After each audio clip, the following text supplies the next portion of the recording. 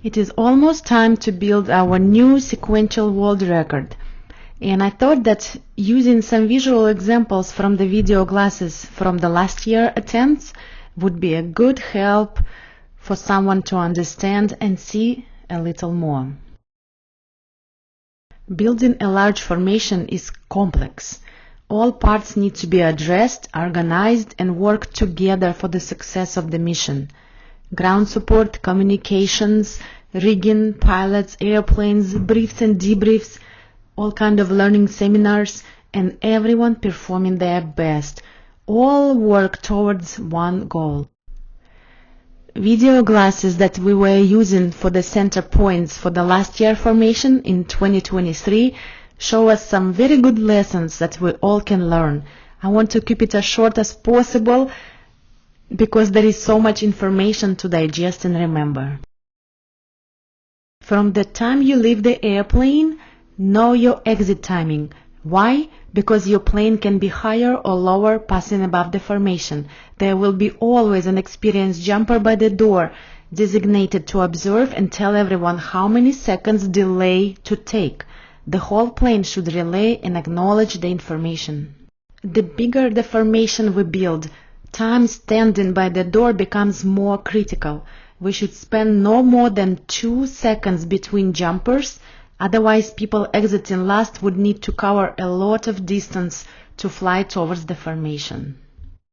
The delay of the pool depends on the size of the formation. Different rows have different delay time.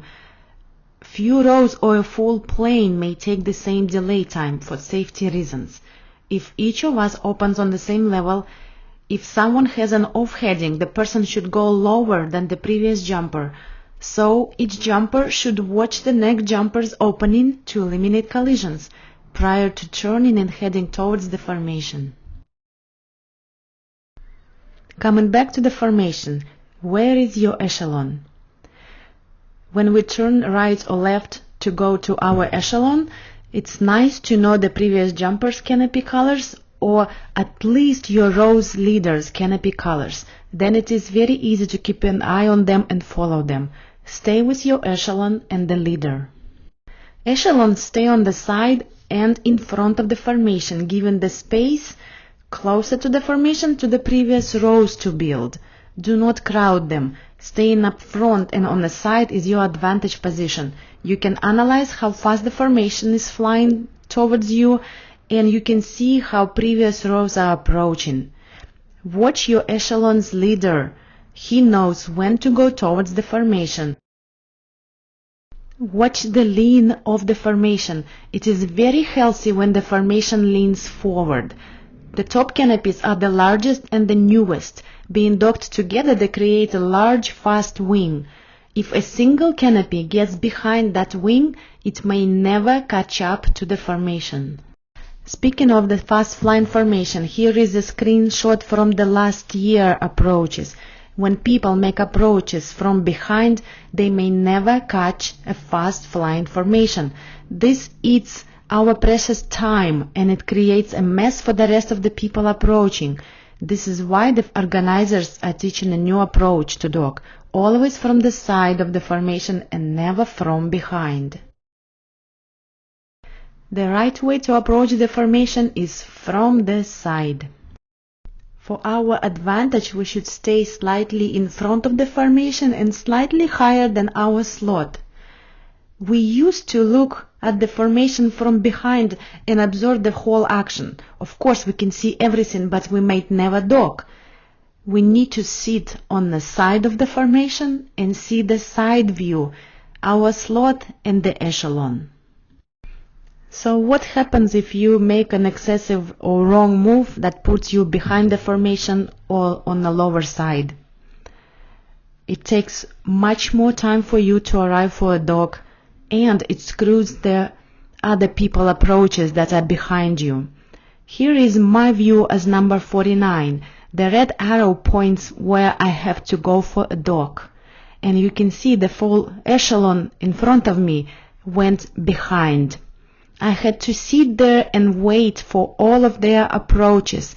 because I didn't want to screw them even more if I would have went for my slot sooner and flew in front of them. Every one of us can fix the situation. You make a right approach.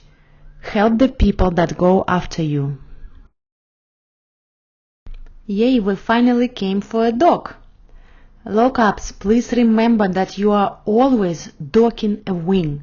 When you are docked, fly your wing. Wait and watch until the jumper above is ready to pick up the other side of your canopy. You can do it. Keep flying your wing. Plan to dock on one approach. You may need to stop sooner than you think. Do not run into the formation. Give your catcher a clean dock. Make the catcher reach for your A line. The catcher, have your arm out and be ready to take a dock. If you are a lower lockup, you have to travel further distance than the wing to make a dock. That could be your benefit. Full flight with the brake or front riser would bring you to the formation sooner. But remember to slow down sooner with the opposite brake or front.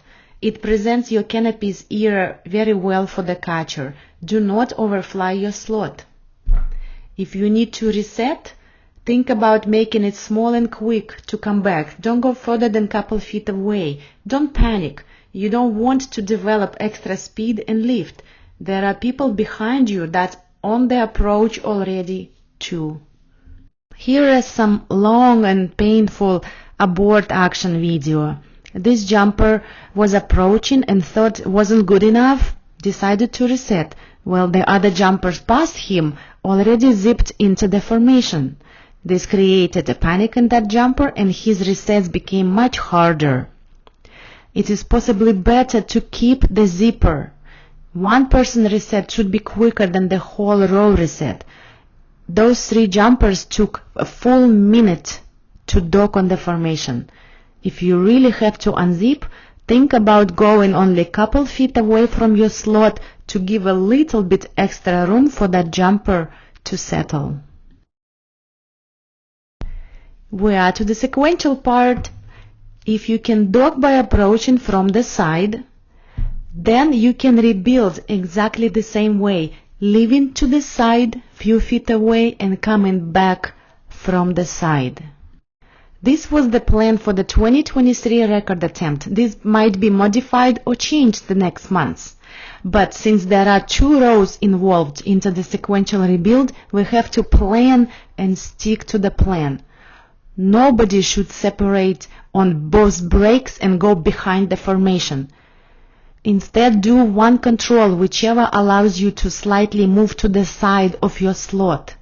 Only center points could be allowed to pull out on breaks, and they have to stay as close to the slot as possible, 1 canopy length behind maximum. Here is our execution of the rebuild.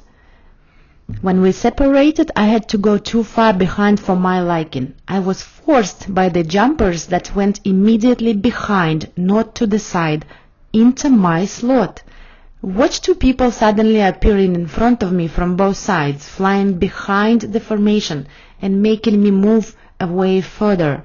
I bet they were very annoyed that I was flying way too close to them. And another point to mention, when Starburst call came and I turned away to give more space for the formation, you can see that there are people from the row 8 that even further behind than myself. I just wanted to screenshot that person that was taking my precious slot of air. On the rebuild, we all should break away to the side of the formation and just enough to let us change a slot. Healthy flying formation is lightly breathing.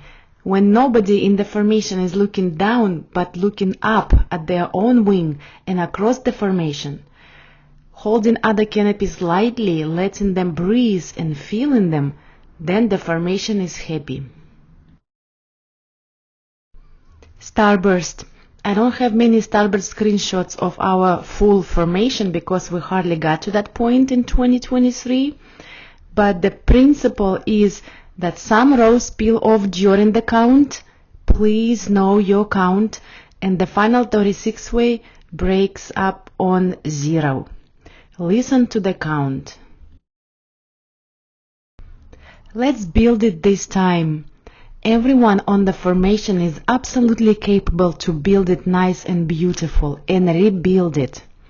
Rows 8 and 7, please spend more time visualizing and planning your rebuilds. When we dirt dive, imagine it exactly the way you will fly in the air. Stick to the best techniques and fix other people's mistakes.